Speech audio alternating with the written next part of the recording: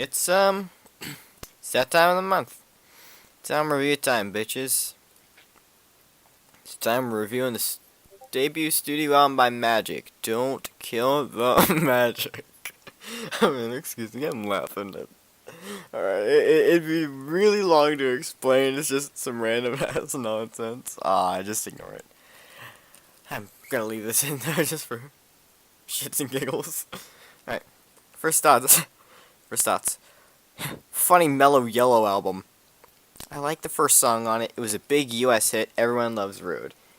Reviewing time dawns upon us once again. I don't know what my hopes for this album are. It got good reviews. I guess I'm not thinking clearly today. As always, scoring is on a 10-point scale where the lowest is F- or a 10 out of 100 possible score, and the highest is A+, 100 out of 100 possible points, and score with a maximum of its track total times 100, in which case, man, I copy-pasted it wrong again! So, let's just edit this in real time here. There are 1,100 points because there are 11 tracks.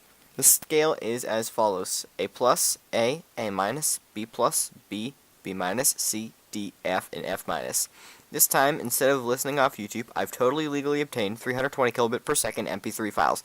It's a pretty normal length album, clocking in at 42 minutes. Prepare. Track 1, Rude. Everyone knows this song. The bass is so warm and loud, the drums are very sharp, and the way this direction of the song is going in changes 3 full times from just the intro to the chorus is so intelligent.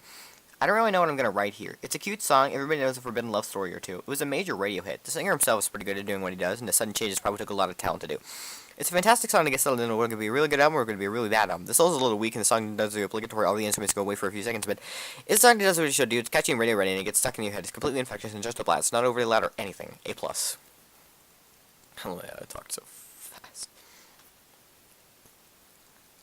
Track 2, No Evil. The tone is immediately changed. It feels a lot darker, and the song itself feels heavier, though it does lift up for a portion and brace for an admittedly slightly underwhelming, but a rapidly improving chorus.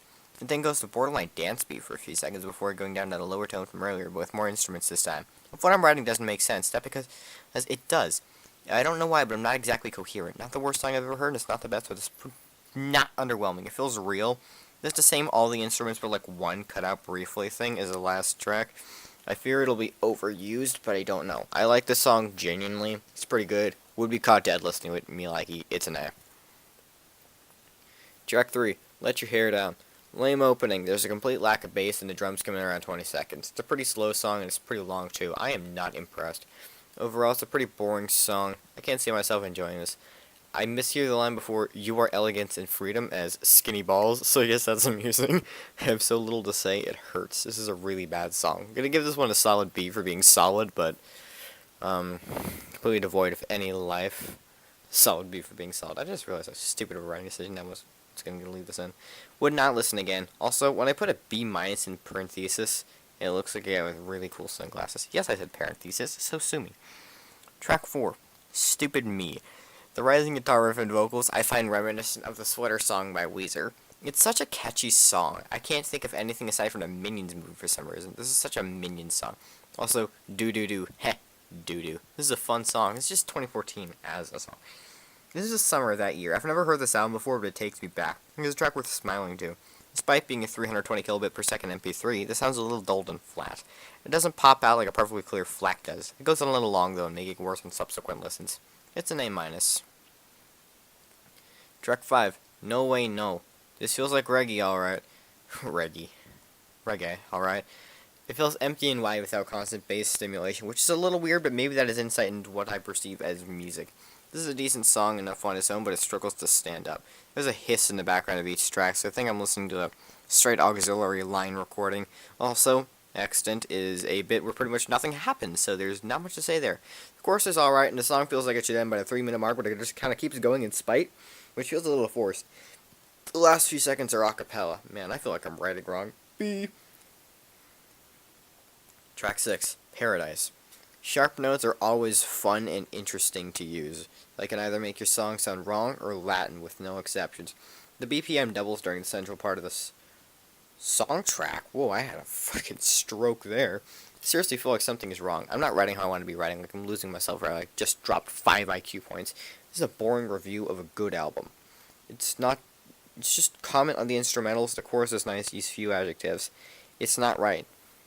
Back to the song itself. The water sounds used every now and then remind me that this is supposed to be a song with water metaphors. The key changes for the last minute, and that's the thing I don't feel is used much anymore. It's like adding an extra 2 or 3 batteries to an already electric performance. My headphones are struggling to clearly reproduce this. It's really good. It's an A. Track 7. Don't Kill the Magic. Grade D. Holy shit, it's the title track, and it's fine. Why not title the album of the actual hit? It's unimaginative and kind of boring, because it kind of creates confusion, because the band's name is Magic with an exclamation in all caps, and the title track is Don't Kill the Magic, which refers to the album too. The You Can Blanket call and response is poorly executed. It's such a boring song. This track makes you want to breathe, blink, and exist in 3-dimensional space. I'm enthralled. I should have said unenthralled. Oh man, what was I thinking? What were they thinking? And oh so very unimpressed. I feel less than nothing. I am directly harmed because of this. Fuck this song. D. Track 8. One Woman, One Man. It feels like Freebird for the first few seconds. This is an acoustic track with echoes prevalent throughout. Absolutely a needed break. Beautiful, not unlike Sublime. It's a genuinely fantastic song, and I'm thoroughly relieved. Everything from the lyrical content to the structure of the song. It's very core, or perfectly executed in a less effort, more feels type ordeal. The bass drum enters on the second chorus, but it's mostly just guitar and that until the solo a few seconds later, unless I'm some kind of deaf, dumb idiot. If the song ended around 3 minutes or so, I'd be fine, but there's another minute as always. 250 onward is such a send-off type feel. Beautiful. I love every second. This shows that you don't need big, heavy scores to be impactful and to create a great song. It comes down very naturally, too. It's just so well crafted. Bravo. A+. Bravo, Vince! Track 9. Little Girl, Big World. This is the exact opposite of the last track. This is like Beatles playing Gonna Sit Right Down and Cry live at the Star Club beats per minute. I can't think or pay attention to anything. It flies by so fast. It's very overstimulating. I'm hungry. That's why I'm not writing as well. I can't comprehend this song, but all I know is it's pretty good with an admittedly stupid premise. I feel this could be parodied easily. I can't understand what's being said. 2 minutes until 2 minutes and 22 are very uncomfortable. Very uncomfortable. Would go so far as to deduct points for it. Got tired of this one midway through listening to it. That's how you know it's bad. Yikes, but an impressive yikes. Awful taste, but great execution, and I'll give it the rarely used B+. Track 10. Mama Didn't Raise No Fool. Title sounds like a DMX lyric. I do not like the vocals on this one at all. It feels too much like the rest of the album. It differentiates in no way. 50 until 112 is probably the peak of the song. My cat had what can only be described as a seizure about a minute 30 in, but I woke him up and he's fine. He was trapped in the attic earlier today, but we found him this morning. I was about 3 minutes 10 in, too concerned about him to actually focus on the song. His name is Edgar, by the way. It's okay, it has its moment. This is a false ending on a track, which, on a song like this, is not appreciated. B-. Track 11.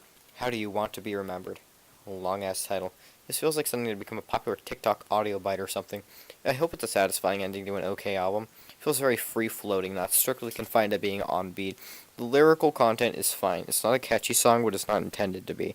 You have to have your story straight when you face judgment. That's important to remember. Good lyric.